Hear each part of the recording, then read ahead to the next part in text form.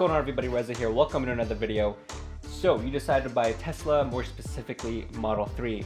Now, which one should you get? In this video, we're going to cover everything you'd want to know about the Model 3 lineup, including all the different features, pros and cons, and in the end, why I think the long-range Model 3 is the best decision for most people. So this video is going to be more focused on the long-range Model 3. So I'm going to start by comparing the standard range plus to the long range, and then the long range to the performance, and give you guys as much detail as I possibly can, tell you guys everything I learned in my own process of buying my Model 3, and hopefully that'll help you guys out if you guys are in the market for getting one. Okay, so let's compare the differences between the standard range plus and the long range. There's about a $9,000 difference here. So the standard range plus coming in right under $38,000 and the long range coming in right under $47,000. And you're gonna get a few things with this. I think the most important difference is gonna be that range. So you're gonna get around 90 miles more with the long range coming in at 353 miles versus 263. We're gonna come back to this in just a second. I think this is a lot more important than people realize, but we'll come back to this. So next up, you also get a slightly faster 0 to 60. I'm not a speed guy. I think 5.3 seconds on the 0 to 60 is plenty fast. You're still going to be faster than the majority of cars out on the road, but you know, if that's your thing, that's there for you. A 1.1 second shade off the 0 to 60, and also a slightly faster top speed. So now moving on to the differences on the interior of the car, you get the full premium interior with the long range, while you get the partial premium interior with the standard range plus. So that means a few things. Number one, the sound system is significantly better on the long range. I have personally never been in one in a standard range, and I've never compared them side by side, but everybody that I know that has compared them side by side can tell a big difference, especially if you're sitting in the back. So keep that in mind. That is a purely hardware difference, so that's not something you can get with a software upgrade. But speaking of software upgrades, you can get rear heated seats for the standard range plus via a software upgrade. Additionally, you get premium connectivity for a full year with the long range, and you only get it for 90 days with the standard range plus. Again, this is pretty insignificant because this comes out to around a $90 difference here, because the premium connectivity on its own is around $10 a month. You also get LED fog lamps, which are nice to have. And you also get interior floor mats with the long range. And this one, again, not a big deal because most people end up getting weather floor mats anyway and end up replacing these. So I wouldn't pay too much attention to that.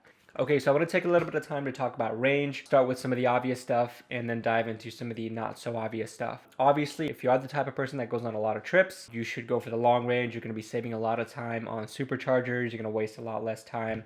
So go with the long range. Also keep in mind that your actual mileage on a day-to-day basis is going to be different than your mileage on paper. So right now I have the long range Model 3, which is supposed to get 353 miles, but I'm getting anywhere between 270 and 290. Now, it's really cold outside. I'm taking my car through some crazy conditions, so mine's probably a little bit lower than it should be for the average person, but just keep in mind you will lose some miles there. Things like the weather, Sentry mode, your driving habits, so how fast you go, all that's going to take a toll on your battery, so just keep that in mind when you're buying the car. So now with some of the obvious stuff out of the way, I want to take a second to talk about a few less obvious things that could be really important for you. Quick disclaimer here, this next part is really only going to affect you if you're either buying the car outright or financing it, not leasing it, because you got to give the car back. And this is talking about more the value of your car over time. Before I can make my point, we need to talk about the current state of electric cars and their future. So right now we have gas cars out on the road that are averaging 400 miles of range on a full tank. We have ones that go up to 600, even 700 miles of range. While on the other side, we have EVs that on average are probably doing somewhere from 200 to 250. And then we have the top one that's doing around 400 miles, which is the Tesla Model S. Needless to say, EVs are behind, and behind by quite a bit today. Now, the good news is battery tech is evolving really fast, and there's a lot of big promises by a lot of car manufacturers, not just Tesla. There's a lot of cars coming out within the next few years that have above 500 miles of range. So they're even coming out this year, so that's already beating the highest mileage today. But most notably, I want to talk about Tesla's Battery Day. If you didn't watch it, or if you've never even heard of it, Basically, Tesla this year announced they're planning on reducing the cost of batteries significantly while increasing the range for the batteries within the next 3 years or so. So much so that they're planning on releasing a $25,000 mass market vehicle within the next few years. I think it's safe to assume that this car won't have just 100 or 150 miles of range, and it'll probably do at least 200 to 300 miles. So if this car ends up coming out within the next few years, and it's looking like it will, and if we also take into account everything else that was announced at Battery Day, I don't think it's unreasonable that the Standard Range Plus, or whatever car equivalent in its price point, will have 300, 350 miles of range. So why does all of this matter for you today? Well, what's going to happen when you try to sell a 260 mile Standard Range Plus in 3 years, when an average car around that time is coming out with 300, 350 miles of range? I personally think the Standard Range Plus is going to depreciate in value more than the long range will, especially because we're seeing a lot of emphasis placed on battery tech and getting the range improved as much as we possibly can. Granted, Teslas are already really good at retaining their value over the years, but I think the long range is probably going to do an even better job. Now, putting value depreciation aside, there's one more thing we need to talk about in regards to range. Generally, the more money you spend on something, the less value you get back for it. And I would consider this especially true in the world of tech, and I would consider Teslas to be a piece of tech. So, for example, a $50,000 camera is probably not 10 times as good as a $5,000 camera.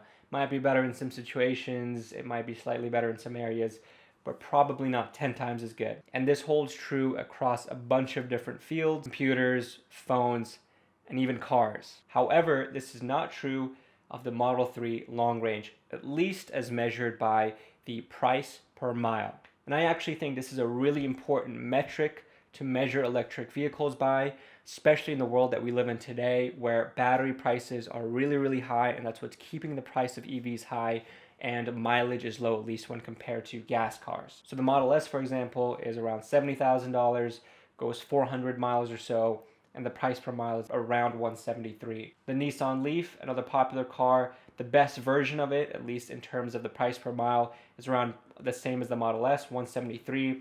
Now, if we take the Standard Range Plus, comes in right under $38,000, goes 263 miles, and it has a price per mile of $150. And this is actually really good for EVs. I think it's one of the best. But if we take the long range, it comes in under $47,000. We divide that by 353, and we get an amazing 133. I think this should be a really important metric for the average person trying to buy an electric car, especially because we're living in a world where we're seemingly transitioning into an electric future, and the number one thing that's holding us back right now is the price per mile for an EV.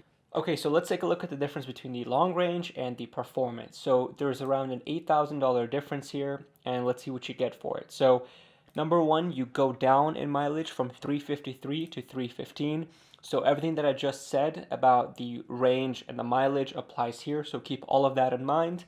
But you get a bump in the top speed from 145 to 162, and your 0 to 60 goes down significantly, so it's quite a lot faster, from 4.2 seconds to 3.1 seconds. Now, I'm not a speed guy, and I feel like if performance is super important to you, then you probably already have your mindset and you should go with the performance. But I'm going to try to make a couple good points here as to why I think the long range, even if you're a performance person, is still really good. So number one, the long range is still ridiculously fast. Like I said, even with the Standard Range Plus, these cars are probably faster than 90-95% of cars on the road. Number two, you can actually get a $2,000 acceleration boost on the long range Model 3, and that'll bring your 0 to 60 from 4.2 seconds to 3.7 seconds. So you get a lot closer to that 3.1 seconds on the performance.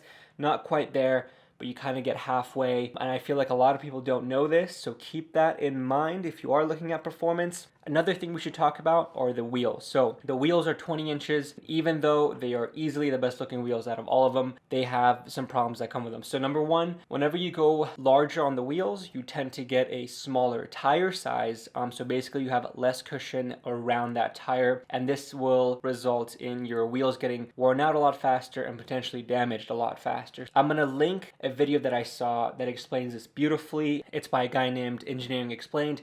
He had the performance model and he had the 20-inch wheels, and he hit a pothole and he damaged two of the ones in the front. and I think it costed him somewhere around $2,700 or something. So these wheels are not cheap to fix. They're going to wear down a lot faster, and you're going to have a lot more problems with it. But honestly, that's basically it. There's not too many crazy differences between the long range and the performance. The performance has a spoiler on the back, and it also sits slightly lower, so it looks a little bit more sporty, but that's really it. Okay, we are approaching the end of this video, and I hope I helped you guys come up with a decision and pick out whichever car you want. If you are still confused, the good news is you can't go wrong with any of these cars. They are all a great choice, and you really can't go wrong with a Model 3. I tried making the video I needed when I was getting my Model 3, so if you guys found this useful, it would mean a lot to me. Smash that thumbs up button and hit the subscribe button, because I'm going to be making a ton more Tesla related videos coming up. But that's basically it for this video. I really hope you guys enjoyed, and I will catch you guys in the next one.